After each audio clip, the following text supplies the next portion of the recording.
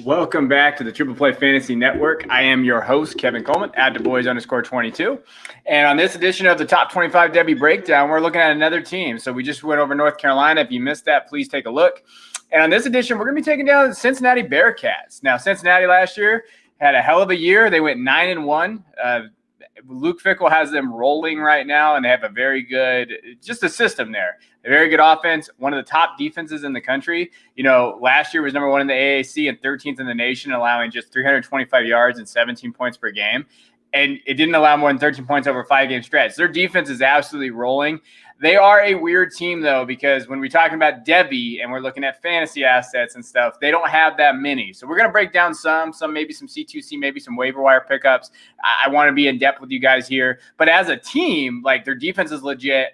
They're favored to win the AAC again. Like, they are a very solid team. As far as Devy goes, there's some question marks here. Now, last year, they went undefeated until they played Georgia. They lost to Georgia in the Peach Bowl in a game that they probably should have won. Down the stretch, they definitely didn't. They just didn't play very well. They made a little bit of mistakes, and they ended up losing. But they have a very solid foundation. They're everybody's kind of picks this year to make it to the next era, to make it into the playoff. Maybe they can vault themselves in there. They go undefeated doing those type of things. So let's take a look at their schedule. And, absolutely love their schedule breakout here. Great graphics, whoever's out there doing those. Again, when you look at the schedule, there's nothing here that like shouts like, oh my God, Notre Dame, October 2nd. That'll be a fun game. UCF, as always, Temple, the AAC guys. If they can get by Notre Dame, and that would be a huge win just for the program in general. I absolutely think that is the game to really look at and be like, okay, can they get those guys? Indiana as well. That's a tougher game. Indiana, if they stay healthy, could be in there. But as far as your schedule goes, those are really the two games that you're looking at. You're like, okay, well, can they do that? And I think they can with their defense. I mean, their defense is one of the top defenses in the country, like we mentioned. They have a serviceable offense, and really they're led behind one guy right now. And so let's break down their depth chart. Let's go through there, and we're going to be looking at this. As always, we're looking at ADP data from Campus to Canton, looking at, hey, where they're getting drafted, who their guys are, stats, film, everything for the breakdown team. So if you're a Cincinnati fan, we're going to be looking at the offensive side of the ball, recruits for next year, and so forth. Now, let's take a look at the quarterbacks. Desmond Ridder, going to be one of the most debated quarterbacks of this class. He could have came out last year. He didn't. He went back to school. He's currently getting drafted at 70.29.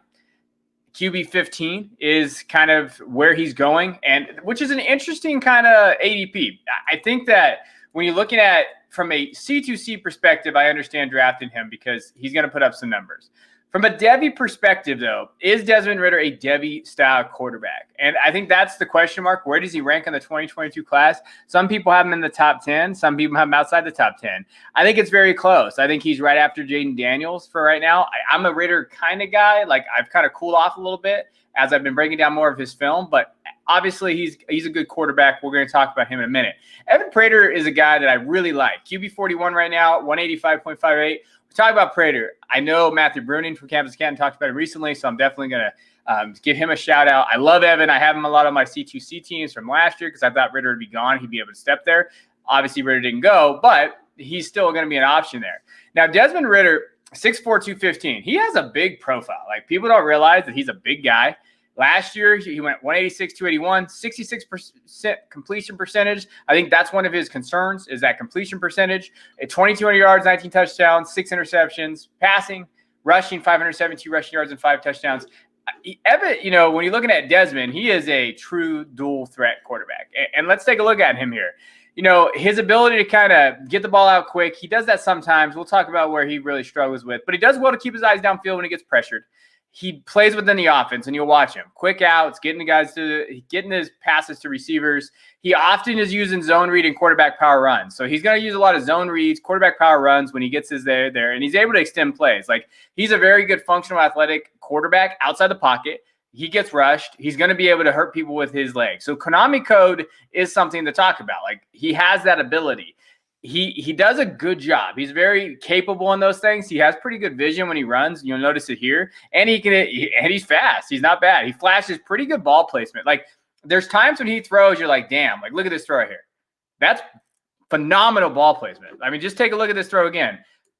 And after he runs it here, you'll see it. Like, hey, he knows where he's going the ball. He gets it to where his receiver can get it. I mean, that's beautiful. Like, that's what we're talking about here.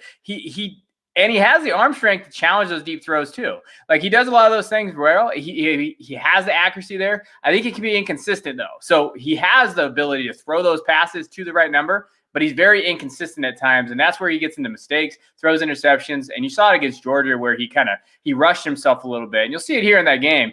He did a pretty good job. Keeps on his platform where he's able to extend plays. You'll see it here when he throws this great touchdown to the tight end. He does those things pretty well. Now, over time, though, what we've seen from him, and I think where he's going to struggle with, his release, a little wonky, mechanics, a little wonky, has to have better consistency.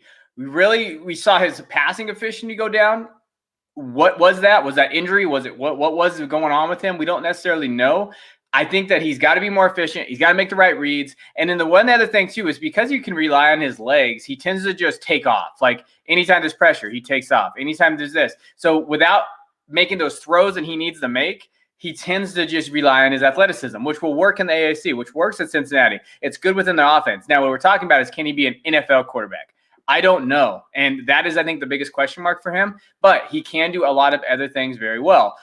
He's fine. Now, as far as Devy asset goes, I wouldn't waste a Devy pick on him. I need to wait and see. I'm not reaching for Ritter here as a Devy asset. C2C asset, I don't mind it if you're trying to win the college side, but he's a one-year asset. So you have to say, okay, who can he be? In a down class, in that quarterback class this year, 2022 quarterback class, I still don't see him jumping into the top 5. So I'm going to stay away from him. But as a college quarterback, he is the type of quarterback, as he doesn't make mistakes, that can lead you to a conference championship. Now, the kid that I'm excited about is Evan Prater, 6'4", 192. Prep stats, he was really good. 308, 481, 5,000 yards passing, 64 touchdowns, 14 interceptions. He also rushed 492 times for 3,500 yards and 62 touchdowns.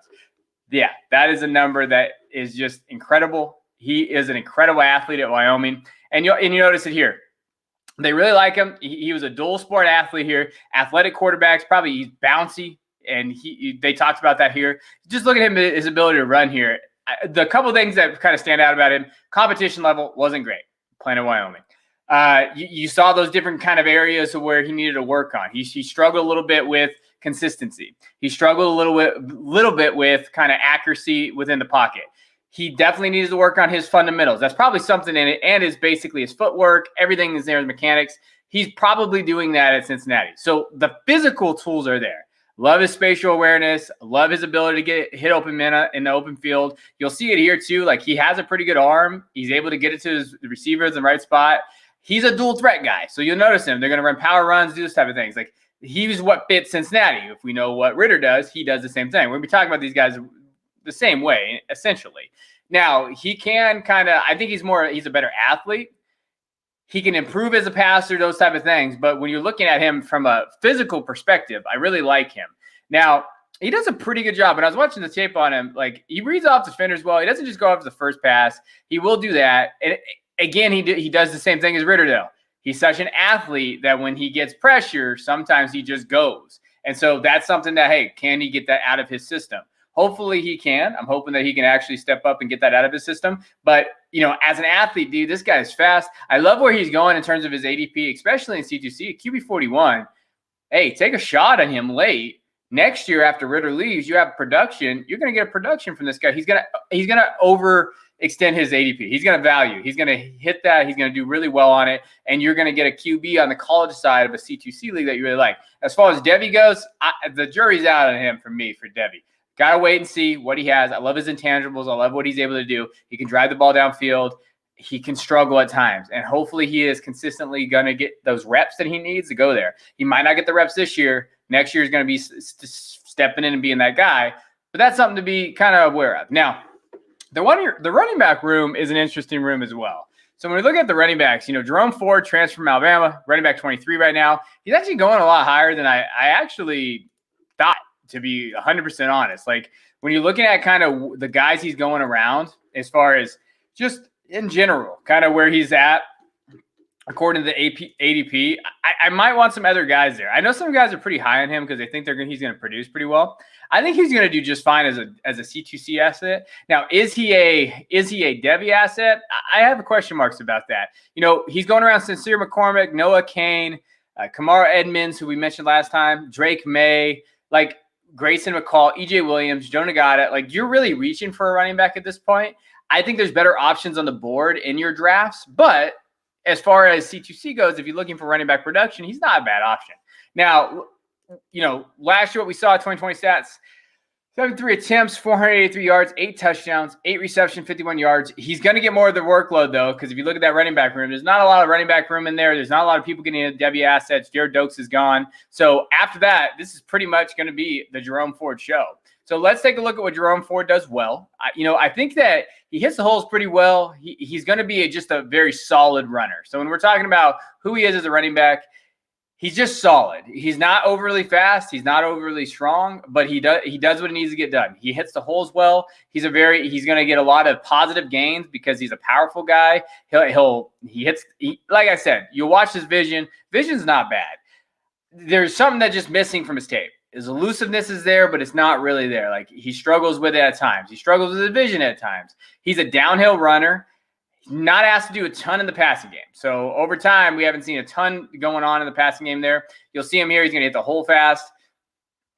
He's strong, but he doesn't have that breakaway speed to break the tackles and go. So there's a lot of question marks about him. I do think that they're going to get him involved. I do see the volume, but I disagree with some other Devy people where they would say they'd rather have him over like Noah Cain from Penn State. I'd rather have Cain be based on upside.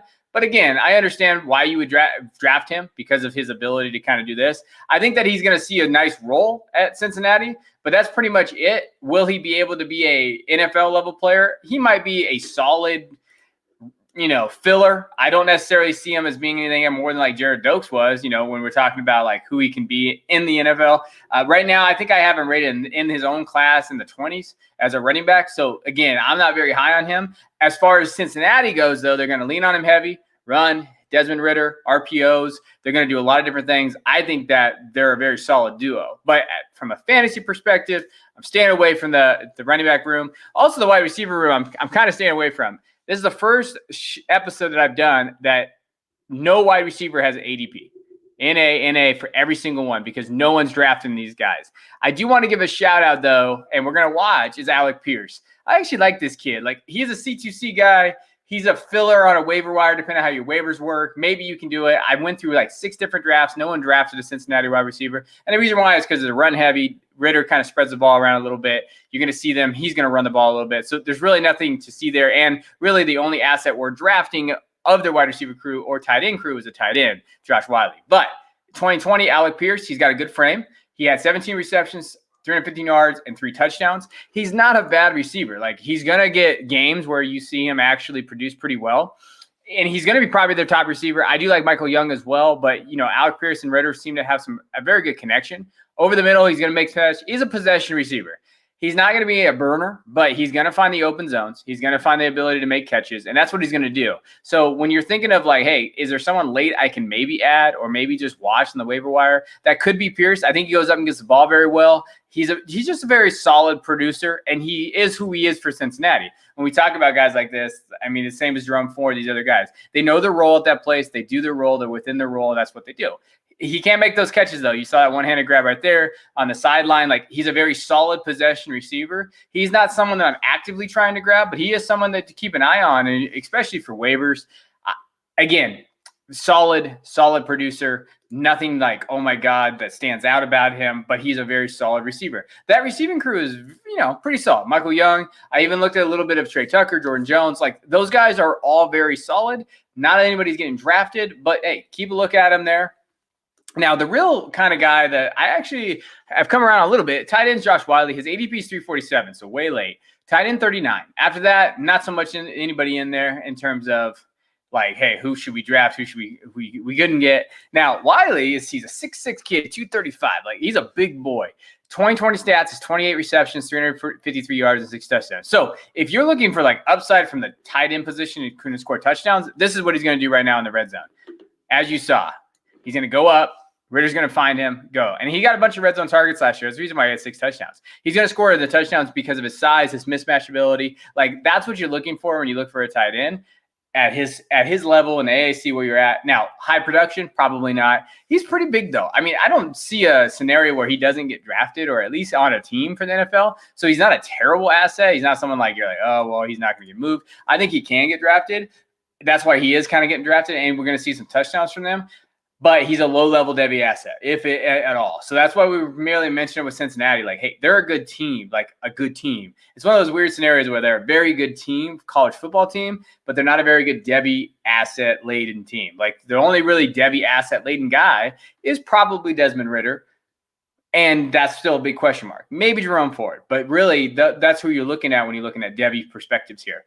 Now, my C2C targets are probably both of these guys because they're the guys going to be putting points. I know Jerome Ford is there, but like I just mentioned, I don't like his ADP based on where he's going. These guys are still pretty good value depending on what you're looking at. QB 15 for Desmond Ridder is fine. Wiley's going to be fine based on his ADP is Willie Late. So those are the two guys that you could definitely grab. Say, hey, I'm going to use these two just for fillers, and I'm going to try to win the college side. And I don't mind you guys doing that. Now, if we want to take a look at the 2022 recruiting class, really, so Cincinnati right now, they're nationally ranked as 30. Last year, they had a 44th ranked recruiting class. What Cincinnati does, and Fickle's done a good job. Homegrown talent in Ohio and those other areas. He has a good Florida pipeline, and he's just building up 2, 3, 4-star guys that are lower-level guys and building them into prospects. And because of their success on the recruiting or on the field, you're going to see them kind of dip up into the recruiting ranks and say, hey, they're really, really well done. And he's gotten the number 1 recruiting class in the AAC the last 2 years that I've seen. Again, he's on the right way, building. And that's kind of what you're going to look at. Now, there's 2 guys I want to look at. Running back Stephen Byrd from Canal Winchester, Ohio, and then Marcus Peterson. On 247, he's listed as tight end, but he said that's crazy. I'm not a tight end. I'm a wide receiver. So these are 2 guys that we're going to look at when we watch tape on him. Stephen Byrd, running back, 6 foot, 195, big kid. You know, prep stats I could find because you guys all know prep stats are hard to find sometimes. 1,200 yards and 11 touchdowns. Very solid runner. We're going to get into him and what I like from him. Again, bigger size. I actually don't mind him at where he's going. Marcus Peterson, 6'2", 197.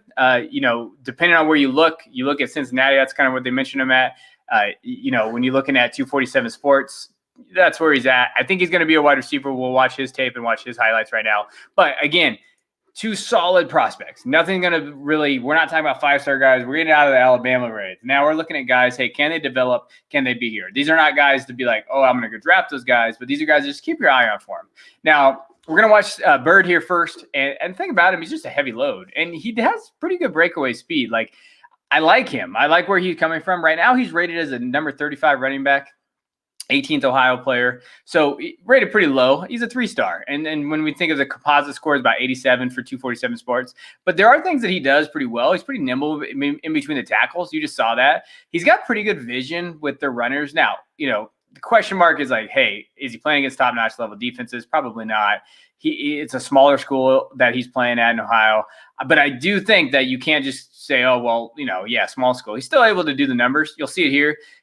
I like his elusiveness within the tackles, and he's got some breakaway speed. Like, these are things that you like to see. There's a reason why he's not a 5-star. He's a 3-star. But I think that he does a very solid job as a running back. Like, he does a lot of good things, and he's going to be able to step in there. And like I said, that running back room is pretty wide open, depending on how transfers go. And he could make an impact. You never know when he comes in there after this next year. He reads his box pretty well. You saw him right there. They're going to get him in space. He's not a great receiver from what I've seen from his huddle tapes, but he's not a bad one either. Like he's got some oomph behind him, and he can make those plays. And you'll see him here. I just love it. He's like a little power ball. I don't know if you guys remember Doug Martin, Muscle Hamster. He kind of reminds me of that. Just the ability to stay low, get low, hits holes hard. And this is probably my favorite run from him. Just keeps his legs moving, trucking, and he's able to be elusive. Like, this is a kid to keep an eye on. Like, I'm not saying he's going to be amazing, but he can be that. Now, let's go over to Marcus Peterson. And, you know, Marcus Peterson, he's pretty athletic from what I've seen. Right now, he is, well, technically on 247, it's 42nd ranked tight end, but he's probably going to be playing wide receiver. He kind of plays everything at his high school down there in Lake City. You'll see him here. He's a punter as well. They did a fake, and he's able to break that here. So I just wanted to show you some highlights of him, of his athleticism. It's funny when you get in these lower level prospects, the highlights that you don't or do get. We're not talking about IJ Hall and all those different guys now. Now you'll see it here, like athleticism, catching at his highest point. He does do that. Like, so when you're looking at, hey, can this guy succeed at the next level? I think based on his athleticism, he's got a pretty good yak ability. You'll see it here. Like, he makes people miss and he's elusive. So that's promising. You'll see he scores a touchdown right here. Like, those are the type of things that are promising for a prospect. Now, can him and those people and Evan Prater maybe make a connection after this year? Maybe this could be one of his guys. Like I said, that wide receiver room is wide open. Pearson Young will probably be gone next year. So now you're looking at different guys. Tight end is going to be gone. So they have to upgrade their offensive position groups. And you'll see him here. I mean, he's an athlete. So those two guys, I think, maybe they'll come in and make a little bit of hay. And maybe you'd be like, hey, I knew about those guys because I watched Triple Play Fantasy and they were talking about them. So those are the guys that I think from a perspective of the recruiting class is very solid. Like I said, they're number one in the AAC, but they're a little lower, 30th nationally. They're recruiting defensively pretty much heavily right now, but their defense is coming back. So I'm big on Cincinnati. I think that they are going to have a very solid program this year. I'm just not big on their Devy assets. Those are the things that I don't see. So just to put in perspective, big games. Indiana, Notre Dame, like we talked about. Quarterbacks is where their Devy assets are. Can Desmond Ridder step up and be that guy? Can Evan Prater maybe be that guy next year? Is he going to be that solid producer on the college field? And maybe because of his athleticism, he'll be one of these guys we talk about that kind of vaults on the national stage. Then Jerome Ford, will he be able to kind of get up there, get his numbers up there? Could he be drafted? Is he going to be a day 2 prospect? Right now I see day 3 at best, but maybe he'll produce good enough to get in there. Alec Pierce is one of those kids I'm just going to watch this year because he makes me laugh, just because he's a solid damn football player and he's going to piss people off because he's going to put up a little bit of numbers and he's not going to be on your roster. Draft him. He's 6'3", 213. He's got a good frame. He's going to find open spaces. He's going to get targets. Look for him there, but it's going to be inconsistent targets. So I think that's the other worry that you have with them, is they're going to be a run-heavy offense. And with Josh Wiley being there, the tight end, 6'6", 235, he's going to get a lot of those targets too. 28 receptions, 353 yards, and 6 touchdowns, and in the recruiting class. So I appreciate you looking at Cincinnati. Like I said, more defensive side of the play. They're going to be the probably number one defense in their conference. They're going to lean heavy on that, lean heavy on their rushing ability with Ridder and Jerome Ford. But I'm interested to see if they can vault themselves into being that one of those non-Power 5 teams to actually get into the playoff. Could they be them? Let me know what you think in the comments. I appreciate you guys. Hit that sub button, hit that like button. Until next time, I'll see you guys later.